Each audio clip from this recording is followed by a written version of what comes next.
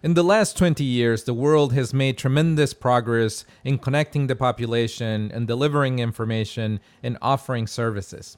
And mostly through four generations of technology, this has been made possible.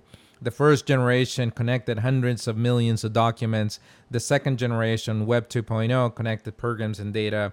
The third generation, the Internet of Things generation, extended that same concept out onto the physical world. And the fourth generation, the generation of blockchain, is extending that connectivity to connections of value, connections of trust. More today are connected to financial services than ever before in human history. However, there's still 1.7 billion unbanked.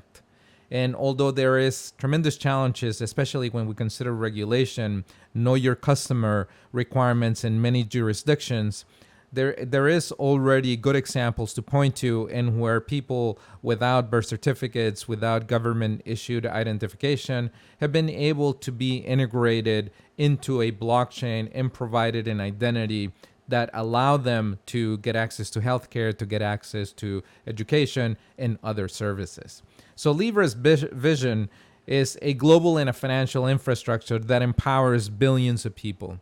In the Move language, this is a technical programming language, will be used to realize this vision.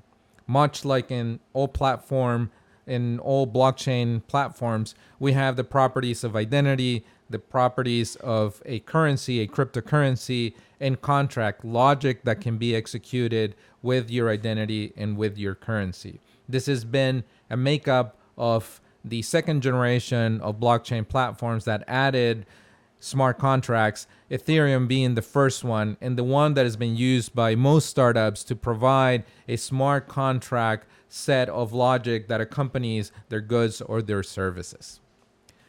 The same sample capabilities that I list now for the type of operations that would be performed with the Move language are the following. The first one is resource creation. For example, when a new world asset enters the Libra reserve. The second one is resource modification. For example, when the digital asset changes ownership. The third one is resource destruction. An example would be when the physical assets backing the digital asset are sold. Another point to note is that the technology is open. It is open source. The stack is open source. The documentation is shared openly. So if you are a technical person that's interested in starting to write programs today in the Move language to write smart contracts, you can navigate to Libra.org and start reading documentation and navigating over to the testnet. As mentioned, this is open source. It's open to everyone. In fact, there is an effort to motivate or incentivize an ecosystem to create applications. So there's going to be a lot of documentation, a lot of help to allow people to join this platform. Because of it, there's also going to be security risks because of the nature of the open ecosystem. I think a good parallel here would be the Android ecosystem and the app stores, where there's been some challenges in trying to protect users from bad actors. And in this case, when we're talking about currency, about money, the risk is greater. The developer mode will run or is projected to run into 2020. And there's already a number of initiatives such as bug bounties that are trying to vet the security and kick the tires, if you would, of the security model of this platform. I'll close by saying this is the first implementation of Libra Core, the core components of the language. There is already a great deal of documentation that if you're a technical person or if you're simply curious about this programming language, you can go over and read. And as I mentioned before, the testnet is live. If you navigate to Libra.org and follow the link for developers, you can start to learn about this platform.